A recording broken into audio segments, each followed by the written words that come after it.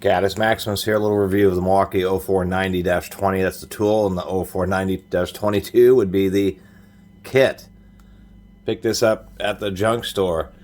Battery is essentially was dead when I got it. The battery's worn out. In Milwaukee, of course, with power tools, they end up sealing the batteries. We'll see if we can't get that apart. Not something I'm going to end up using, but just wanted to talk about it a little bit. This is Milwaukee's second generation. They had the first generation, which I actually believe was made by Panasonic. Then they replaced it with their lithium ion. And this thing was a little bit better. Of course, we have the straightening handle, lockout for the switch. We do have a little light there. I do like the truck because it's a simple push-in affair. Not the most powerful, but it actually runs pretty smooth, which I kind of like. And it has a 2-speed gearbox. One thing that seems interesting is that either these were fairly reliable, or people just don't use them as much as they used to think so. They have a third generation, which is all red, but there's all the parts are available, and surprisingly enough, really surprisingly enough, a motor and gearbox is like $35 for this unit. So the whole thing can essentially be, surprisingly enough, the switch assembly was $45. It's more expensive for the switch and the little control circuit assembly than it was for the motor and gearbox. So pretty cheap, easy to fix. And if you're doing light assembly work, maybe cabinet screws, this may be handy for me. I tend to like the really compact ones, like the Skill IXO happens to be the electric screwdriver that I really like the best.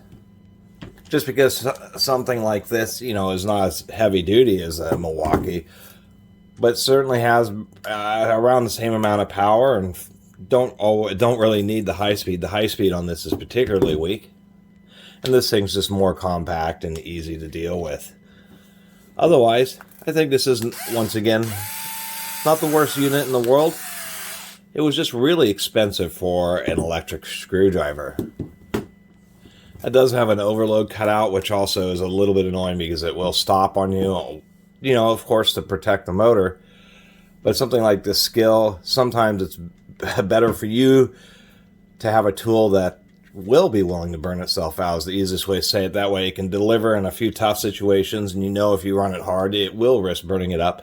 But it's better to sometimes, at least for frustration's sake, especially on a little screwdriver, that it doesn't just cut out on you, that you can struggle your way through certain situations, rather than just having it stop and you just not being able to do anything at all, or have to use it like a normal screwdriver. Anyway, I'm going to try to pop this battery open. Not a very complicated battery. It doesn't even have a thermal sensor terminal. Just two terminals, a positive and a negative. I believe there's just going to be an 18650 in there permanently installed, but I'm going to tear this down. We're going to see if we can't, or I'm going to try to. It looks like there's a couple of places where it's actually, this cap snaps in there, so I'm going to try to pry it out with a couple of screwdrivers. After really digging into those two little spots, it did ding up the battery, but not so bad that you couldn't put it back together. But this thing was definitely not made to be taken apart. We do have an interesting little foam pad there. Interestingly enough, Milwaukee was using a pretty cheap cell in here. This is a 26650. No, this is a 26700. So a pretty big battery. Unfortunately, it's a no-name Chinese one. Physical in size, but as far as capacity, 10 watt hours, that's like nothing. That's like a however many milliamp hours this thing is, like 2000 or 2500. A 26700 could probably go up to 5 or 6 amp hours. It doesn't really say what its capacity is, but that was a disappointment, is the fact that with a cell this size, this is one of the lowest capacity ones that you can actually get. Just a couple simple pieces of sheet metal for the terminals. Otherwise, there's just not a lot going on with this battery. It could potentially be rebuilt, and you could potentially, double its capacity, to tell you the truth. And just a little bit of damage, but once you do that, you can easily put it back together and actually rebuild it. So at least there's something. There's no electronics or anything in there, so there's potential to rebuild the battery. Anyway, I'm going to knock this driver apart just so we can take a look at what's inside. Of course, we have to do the handle first.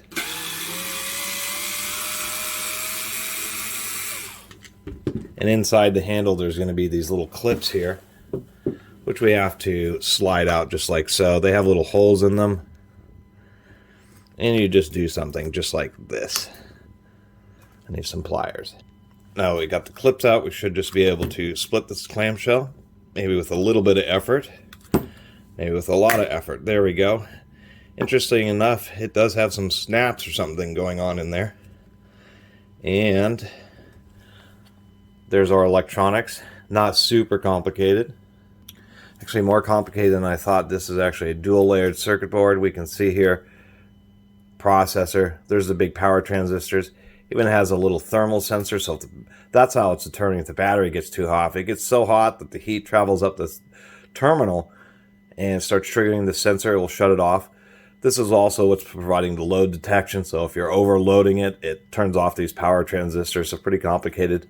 The little battery meter is actually permanently staked, where they melt little tabs to keep the display into the side of the handle. So makes it just a little bit more of a hassle to try to take apart. Oh, and just a little pull, and there's our 4 little battery LEDs. Nothing too complicated here. Let's see if we can get this.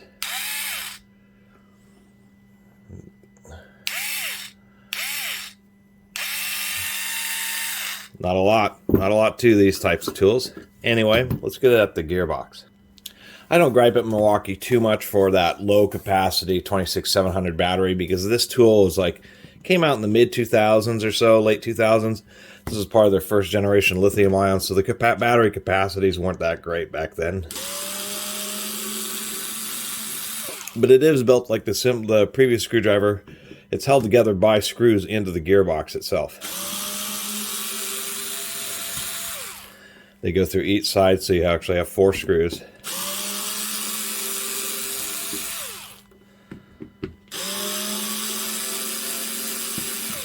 And that's why I like this little driver, is just because it's smaller and more compact than something big and bulky like this old Milwaukee here. And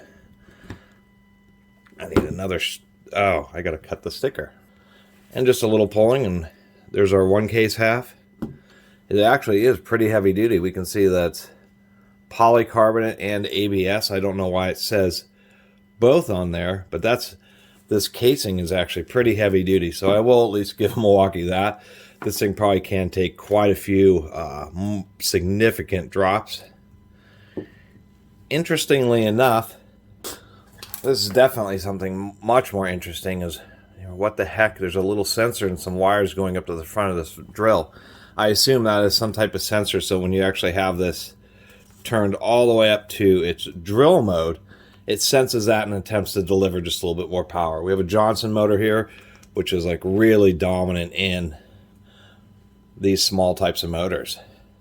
Simple basic DC motors, apparently Johnson makes some pretty reliable ones that are very cost effective. There's just the ring that adjusts this basically nut, which is how the clutch is adjusted. This chuck here seems interesting. I'm trying to figure out how exactly you might disassemble that. This explains why it comes with this chuck on it. If we look, you can see that silver. That is actually a ring, so this whole, it's assembled, the collar's pushed down, they have like a special kind of fork thing where they press that ring in there in order to get this on there. So that chuck cannot be pulled off or replaced. As far as how this whole assembly works, it's just designed to plug into the back of these motors, so not even any soldering or anything like that. Super simple. We'll just unplug this. That is kind of neat. They do use little plugs on this. That's kind of expensive. Each one of these is indeed a little plug. And that's kind of interesting. I think that's kind of neat, to tell you the truth. It's also interesting that there is... See, these are the main power wires. These just must be telling the controller which direction to run the motor. And you can actually unplug the little LED array just by itself. Kind of neat. Anyway, let's pull out this Let me get some little pliers. A little more zoom here too. We just have a wire that shifts between first and second gear, so we'll pop that off just like so. And then this motor, I assume, just pulls out. And indeed it does. And here's the real moment of truth. We got a metal gear on the motor. There's the back plate. Here's our first ring gear. We can see that it's steel gears on the first stage. Start pulling out the rest of this. There's our second stage ring gear. And part of these teardowns is if somebody's actually rebuilding one of these, they have an idea of how the gearbox gets reassembled. We have our second stage, which is also steel. And then many of these have these pins, and these pins are actually what holds, I guess, the final drive of the gearbox and keeps it from wanting to ride against the rest of this gear stack. And you kind of need that when you have the shifting mechanism. And how the shifting mechanism works is it's just whether or not these two come together and lock up, therefore bypassing one of the stages, or they're separated so those stages can operate. And that's how you get your two different speeds. This looks funky because this is the final drive down here. This has these odd pegs because it has a sprag clutch. What that means is the motor can drive the chuck, but if you use it as a screwdriver and essentially trying to make the chuck turn the motor, it has a special, you can almost see it in there, sprag clutch, which is a one-way clutch that prevents or that locks up when power is coming this way, and it only allows it to go in through the other direction. Power tool videos are always so long because taking them apart takes a bit of time. There's our pins. I always save these pins. They can be handy in a variety of situations. And then we should be able to get, there's a bunch of parts of our sprag clutch. There we go. That's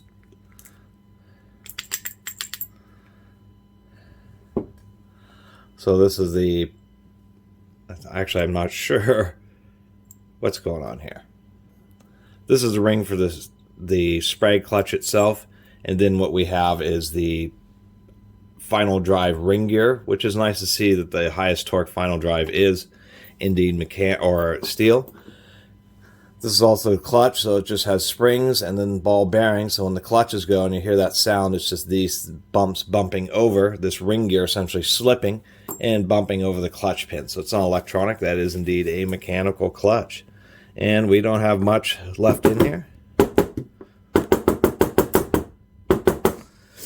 These pins here are the pins that transfer from this spring plate up here down to those ball bearings, and there's going to be some springs in those holes. I'm sure they're going to be not easy to pull out. And what's holding the spindles, there's indeed a little snap ring way down in there. You got to have some specialty snap ring pliers to try to get in there and loosen that one up. Cleaned up a little bit here. The last thing is just trying to get this snap ring. It is really pretty small. You need snap ring pliers with the tips just come perfectly together, which I don't have, so I'm going to try to see if I can't get it started with this little flathead. Finally got that out. That little snap ring was very difficult to get out. Whoop, there's a whole bunch more ball bearings associated with the clutch there. I'm sure a couple fell on the floor. Now we can get a much better look at the spindle. You can see where that collar has been press fit in there, so there just isn't any way to get it out. Unscrew the rest of this. This is the big spring that's pushing on ball bearings, which is pushing on posts, pegs, which is pushing on more ball bearings. Kind of a complicated design there. So if you can't get this piece off. And then this last little sensor. Yep, and that sensor is just a little optical switch. So because I had the gearbox pulled apart, this wouldn't push forward properly. But the idea is that when you turn it up into drill mode, it blocks that sensor and tells it to attempt to send just a little bit more power because you are in drill mode. So it seems like a neat feature, although it still will do the power protection cutout. Anyway, just wanted to do a little video. Wanted to see what one of these second generation ones looked like, so went ahead and did that and took it apart. And it is pretty complicated. It does kind of explain why these things are over $100. They are pretty well made, but I think they just have limited use just because they have limited power given its size and bulk. Anyway, really appreciate everybody who's been watching and subscribing. If you haven't subscribed, please do. Till next time, Catus Maximus out.